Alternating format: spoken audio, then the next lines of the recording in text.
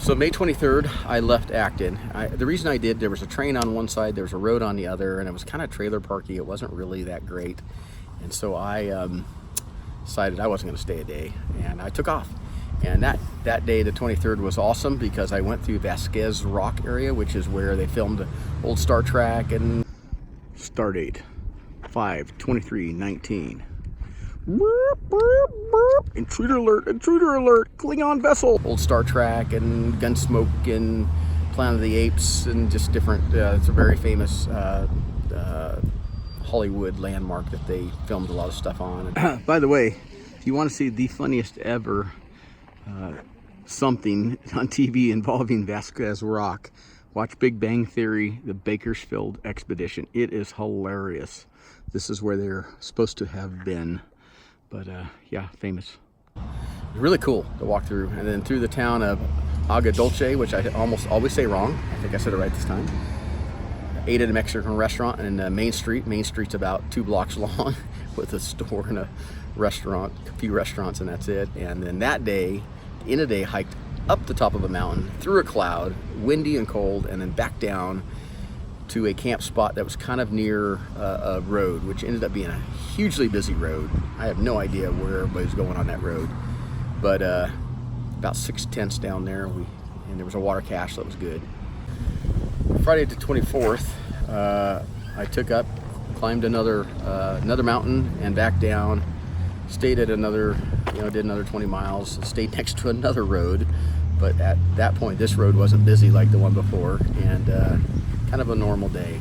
So on Saturday the 25th of May, I hiked and I started not feeling good. I had planned to do 20 miles and I was only able to do 16 miles. I kept having to pull over and rest, and it was, man, I just didn't feel good. I couldn't make the miles, and the weather started getting bad. It started getting really windy and cold and little bits of rain here and there.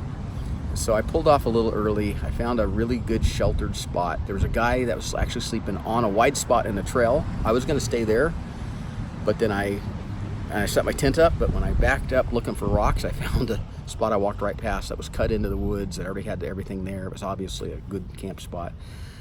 So I kind of got in there, and the guy said, hey, it's just, the weather's getting bad. I think tomorrow I'm just going to shelter in place because it's supposed to be really bad. And he was right. It was really bad. It got progressively worse. So I decided to just shelter in place, and it's the only time I've done that.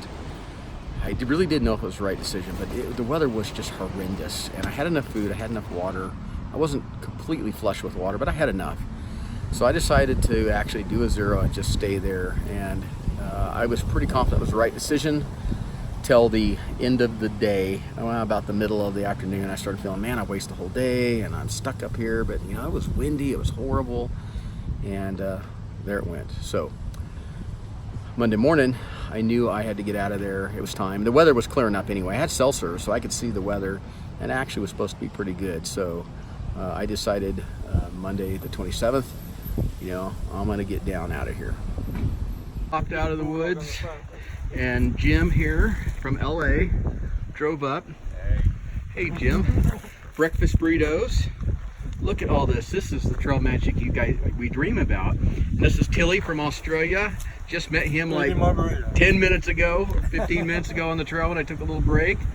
Wow, this is great. I love this. So Monday the 27th, I headed down the hill, and I was coming to a place called Hikertown. It's kind of a famous hiker hangout. Hikertown, man, this is just like a staple. You gotta stop in here. I wish this was later today so I could spend the night, but it's only like 2 in the afternoon, and gonna try to get through this aqueduct section before it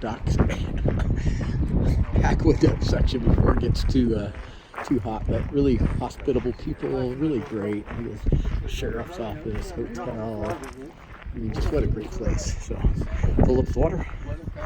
Need to go to the bathroom and get out of here before it gets too hot. Something interesting at Hikertown. I got to meet one of the guys that was running it, and we talked, and I decided not to stay. He goes, yeah, it's 2 o'clock, I need to get across this thing while it's cool. As I was leaving, he yelled out, be safe, Mac Truck. And then out of somewhere in the distance, I heard, hey, Mac Truck, is that you? And it was the guy I had been camped with at the top of the hill on Saturday, Sunday. So he was heading south, by the way. He was section hiking. And so he came out and talked to me, and he said, hey, man,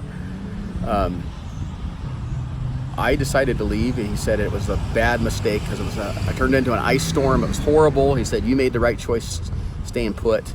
And that just totally made me feel completely good that I had made the right choice. He said it was horrible. You had to turn around and get off the mountain and head north. And it was just a really bad experience. He said, you did the right thing. He said, I wish I would have stayed put. And so anyway, yeah, I did 24 miles plus 24 and a half, and I ended up sheltered behind a horribly windy flat area, sheltered behind some like Joshua tree things, and it ended up being amazing the way the whole thing worked out. It was pretty cool.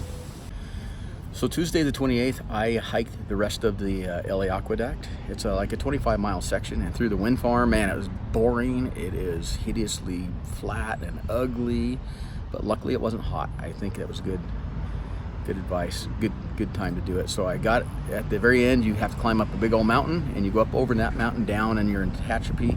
So I got through the last bits of that and up the top of that mountain, camped in a way too windy of a spot, but it's how far I got. I think I did 21 and a half miles, something like that. Got to the top, and Tehachapi was 12 miles in my sight, which meant a day and a half of a hotel and town food and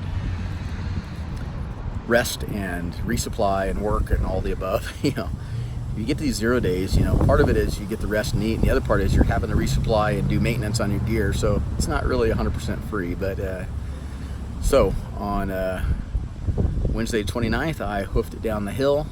I did 12 miles in, oh man, I think 4.5 hours.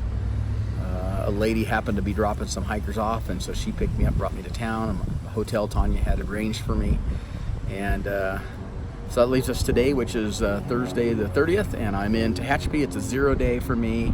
I've done all my resupply, and now I'm doing my videos, and I've got about everything done. I had a leak in my air mattress, and I just found that leak, so that was a good thing that happened. And so I'm gonna rest today. I think I'm going to maybe even go to the movie and see Aladdin tonight. I don't know, but I'm gonna take. It's about 2 o'clock right now, and got a few more hours of dinking around, and then tomorrow I'm back on the trail, and I'll be heading towards Walker Pass, where some friends are going to pick me up, and then the next leg after that is the Sierras. I'm at mile 557, and the Southern California desert section ends at 700 miles. So I'm 143 miles from being done with the 700-mile section, which is awesome.